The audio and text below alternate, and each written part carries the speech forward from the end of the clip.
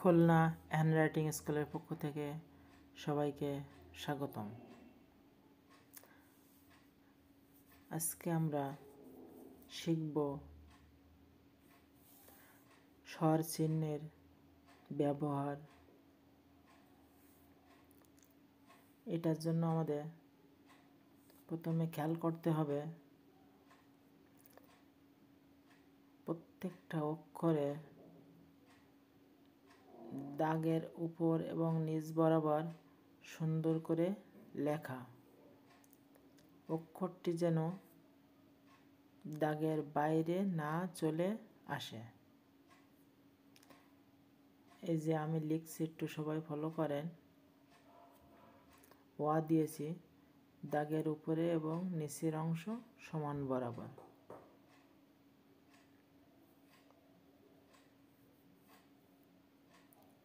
তাতে লেখাটি সুন্দরভাবে ফুটে উঠবে।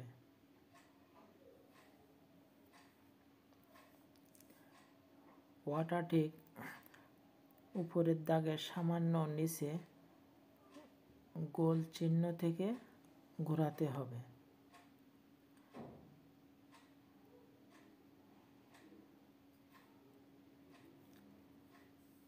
দেখুন আকার দিচ্ছি,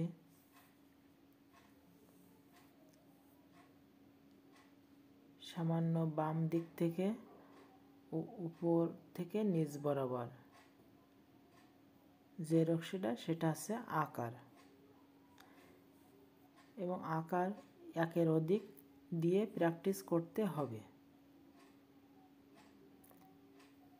যখন 10টা 15টা কিংবা 20টা একটানা অক্ষর দেওয়া হবে তখন সেটি আয়ত্তে চলে আসবে এবং সুন্দর হবে।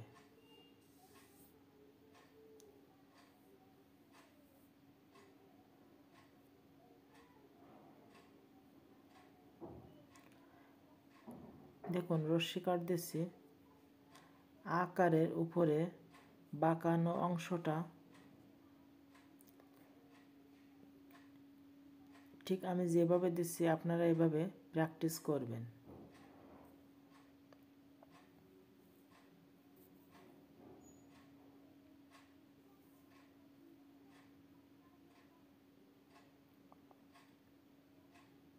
দীর্ঘিকার, দীর্ঘটা দেখেন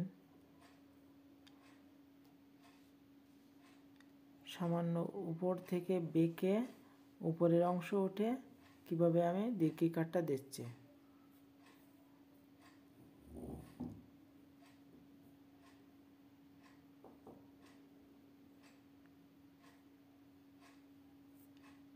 আকার যদি সুন্দর হয় রশ্মিকার এবং দীর্ঘিকার সুন্দর হবে। এই জন্য আকারটা খুব সুন্দর করে শিখতে হবে যাতে রশ্মিকার দীর্ঘিকার আমরা ভালোভাবে লিখতে পারি।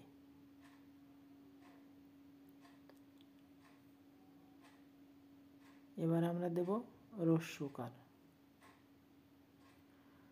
উপরের দাগের থেকে কিছুটা বামে ঘুরে আবার নিচের অংশে মিশবে, কিন্তু দাগের বাইরে যেন না আসে।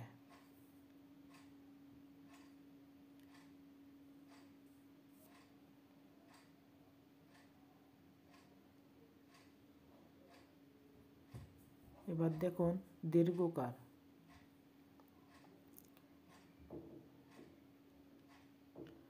উপরের দাগ থেকে কিছুটা রাউন্ড শেপ টেনে ডাইনে কিছুটা লম্বা।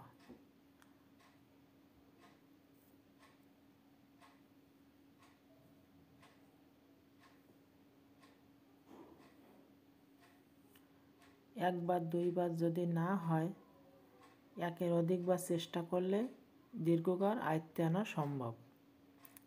এটা অনেক জটিল, তবুও চেষ্টা করতে হবে ভালোভাবে লেখার জন্য।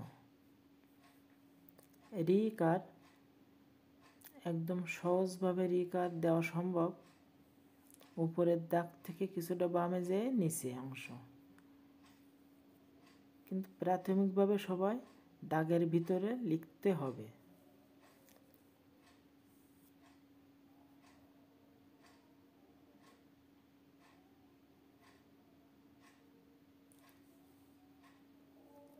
আপনারা যারা সুন্দরভাবে লেখার চেষ্টা করেন তাদের জন্য এই লেখাগুলো উপকারে আসবে।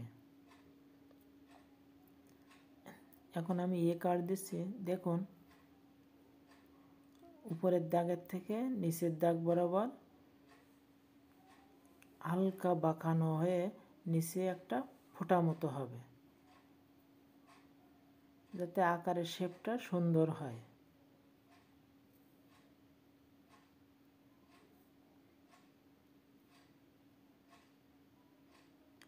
কার এবং ওই কার একই রকমভাবে শেপ টেনে উপরে একটা মাত্রা।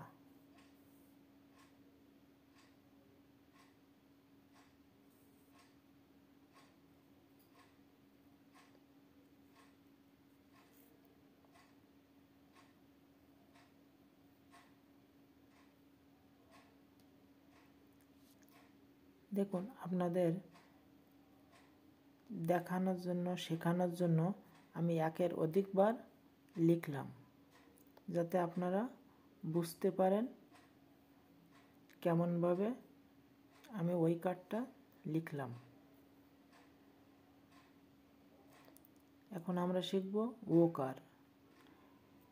কার এবং আকারের সংমিশ্রণে ও কার।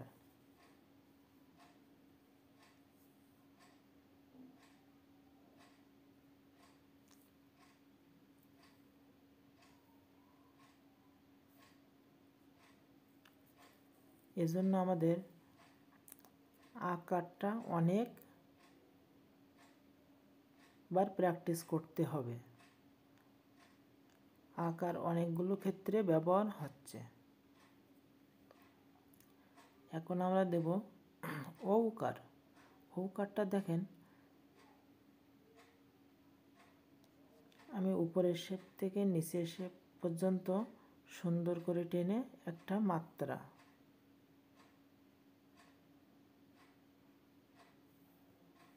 এবং আপনাদের প্র্যাকটিসের জন্য কয়েকটি বার লিখলাম। ধন্যবাদ সকলকে।